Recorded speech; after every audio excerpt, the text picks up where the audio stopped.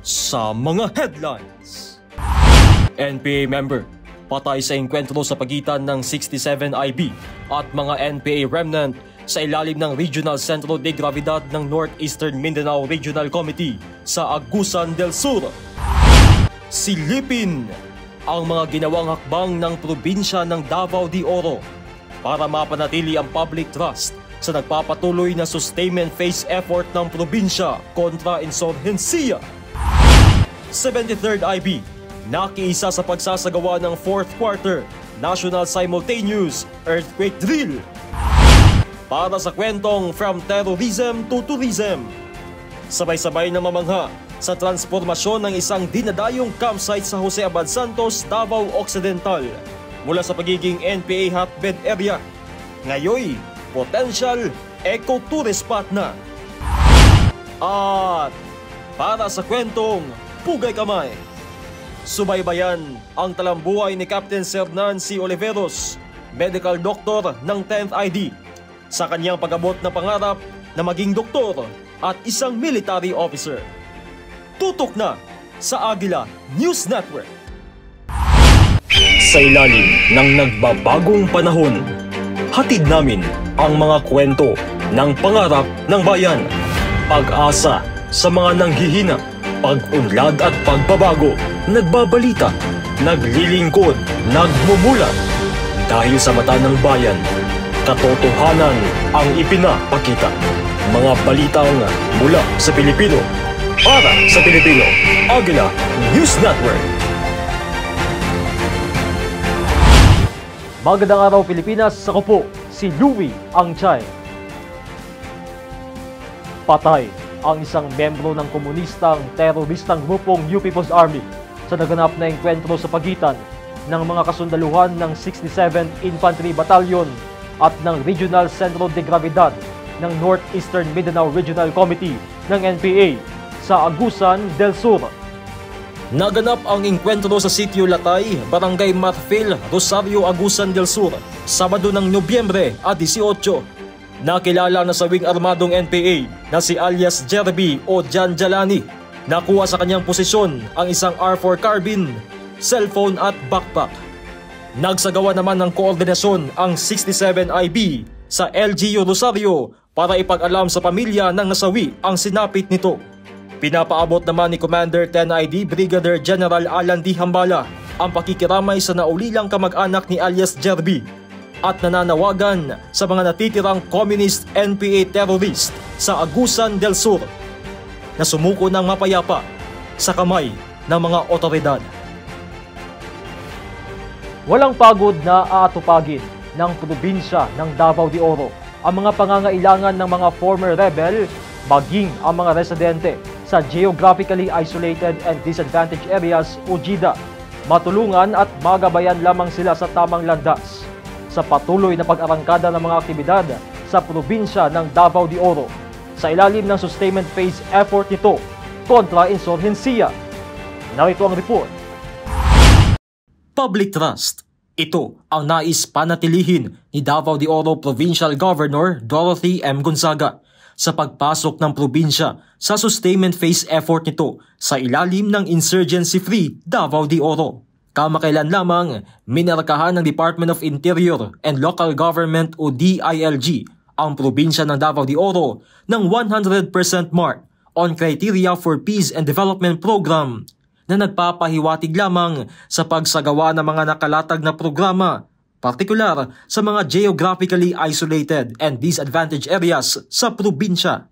Andiyan na ang sektor sa kalusugan, edukasyon, turismo, infrastruktura at iba pa. I-enroll na to sila daan og PhilHealth kasi bagoy makahuna-huna o mukalit og kasakit o kirang mga anak kay murag nakandam pero og kalit nga atake wala na bit-bit mga birth certificate etc. So mao nang i-enroll na mo sila daan other than murag kanang psychological bitaw nila nga effect nga murag nanas lay ID daan murag bilong kay sila sa gobyerno ba kay naa siya credentials. So madala na niya, plus di na siya magpanuko.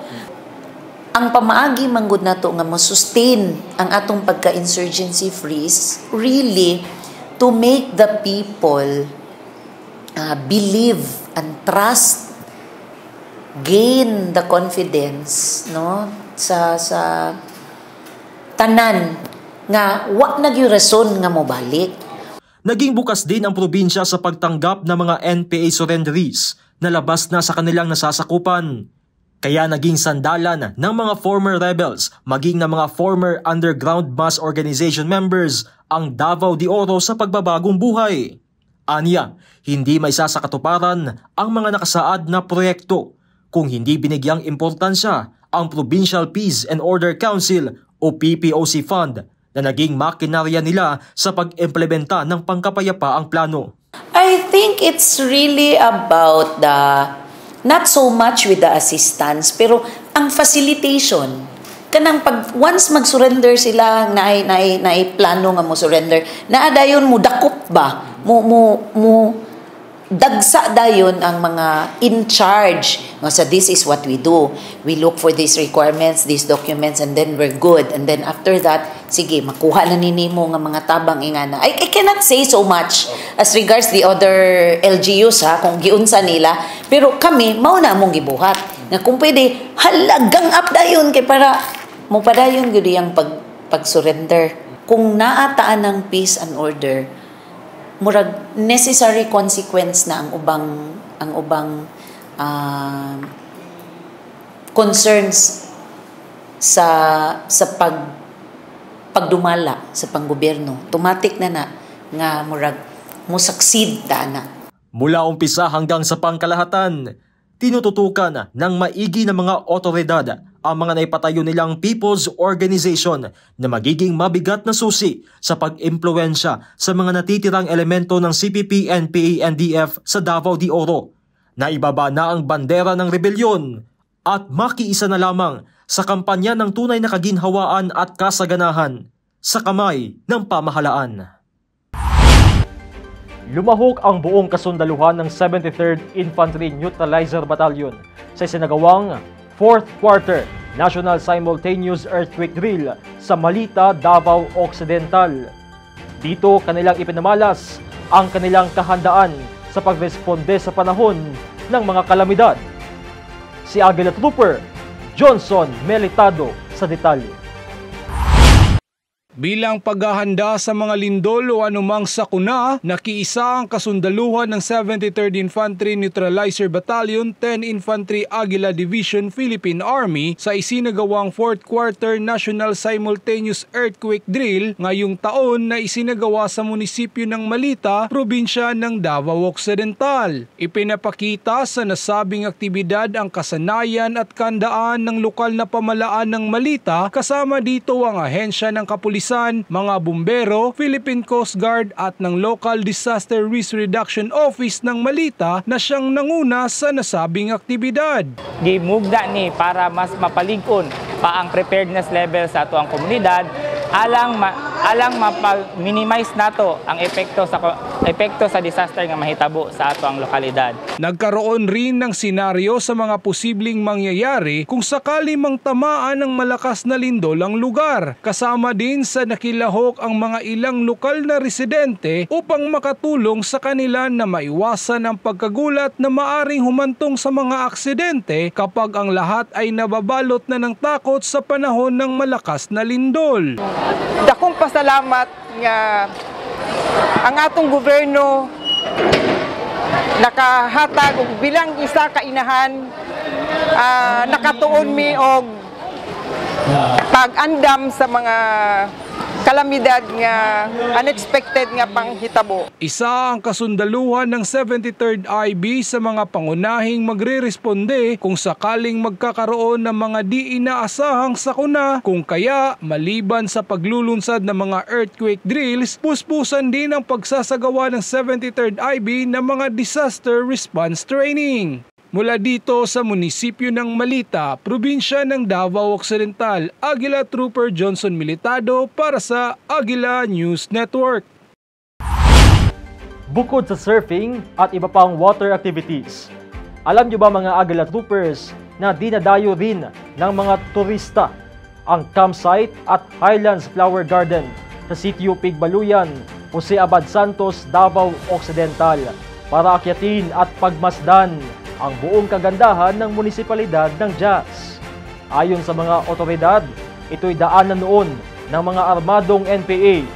Pero ngayon, isang ganap ng atraksyon at simbolo ng kasaganahan sa lugar. Narito ang report. Kung titignan sa mapa, nasa pinakatimog na bahagi ng bansa, makikita ang munisipalidad ng Jose Abad Santos, Davao Occidental o mas kilalang Jas. Kaharap lang naman ng Jas ang dagat Pasipiko, kaya mainam sa matataas na alon ang karagatan nito na perfect recipe naman na hanap-hanap ng mga surfers at water sports enthusiast. Pero time out muna tayo sa tubig at mamundok muna tayo. Sabay-sabay na huminga ng malalim at humawak ng mahigpit dahil challenging ang daanan paakyat. Nasa kasulukuyan ay mga 4x4 na mga sasakyan muna ang makakadaan. At pawing-pawi naman ang buntong hiningang akyatan sa mapagmamasdan ng iyong mga mata. Ito ang campsite at Highlands Flower Garden sa Sitio Pigbaluyan, Barangay Caburan Small, Jose Abad Santos, Davao Occidental. Matataas at lunti ang mga bundok. Ang napakaasul na Pacific Ocean. Malamig na klima ng hangin. Sabayan pa nitong nagagandahang mga bulaklak. Nako, ilan lamang ito sa mga sasalubong sa iyo dito sa tuktok ng kinukonsiderang highest peak tourism site ng Jas sa elevation na 746 meters above sea level. Ang Pigbaluyan, sir, gina-promote mo siya as one of the agritourism tourist destination of Jose Abad Santos, and since the implementation of EO number 70 or the LCAC, naano na dyan, sir, naano tayo insurgency free diri sa Jose Abad Santos, especially the Pigbaluyan. And of course, ginauhag na mo ang tanan, especially itong mga adventurous nga tao nga dayon na mo sa Jose Abad Santos. Kay diri makita ninyo ang 360 overview of the municipality of Jas and the rolling hills of Jose Abad Santos. And you will discover more here sa Jose Abad Santos, Jas in Jas, Jas amazing. Agila Troopers, alam nyo ba, nasa likod ng napakagandang view na handog dito sa campsite at Highlands Flower Garden, dito mismo sa Sitio Pigbaluyan, Barangay Caburan Small, Jose Abad Santos, Davao Occidental, ay dating dinadaanan ito ng mga komunistang teroristang grupong CPP, NPA, NDF. Dito, tinatahak nila mula Jose Abad Santos, Davao Occidental, patungo sa Sarangani Province. Pero ngayon, sa paglipas ng panahon, kita nyo naman na ang dating dinadaanan ng mga armadong NPA ay ngayon isa ng potential ecotourist spot ng LGU Jas. Ito ang pinatunayan ni alias Buboy, isang former rebel at ngayoy isa na sa mga nangangalaga sa campsite. Uban area ay mga kalaban dira, Quintromi. Tapos Quintromi dia wa na pagkaon mga sulod. Quintromi persani adlaw. Tag duha ka semana way kaon. Sa gukod mugukod ang kalaban. Kami atras mi, permi. Dili na. Di na sila good mo gusto mo balik. Dili magbago man sila. Sa paglipas ng panahon, unti-unting tinatrabaho ang farm to market road sa Sitio Pigbaluyan. Pagsasaayos ng potable water system nito. Kalakip na ang pagpasok ng mga training on organic vegetable production. Pagtataguyod ng mga people's organization ay nagudyat sa pagkamit ng tinatamasa nilang hangarin na insurgency-free Jose Abad Santos. Tao, nalipay ang mga tao. Tungod ani atong programa karon sa RPSB. Dayon ang RPSB po nagatabang halimbawa o kulang sila sa mga lahat tayo mga patubig, gitabangan na namo, amo silang gikuanan.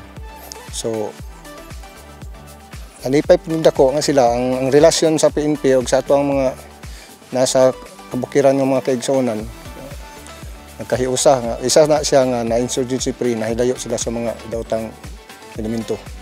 Our direction now is from peaceful environment, we will have a conflict transformation.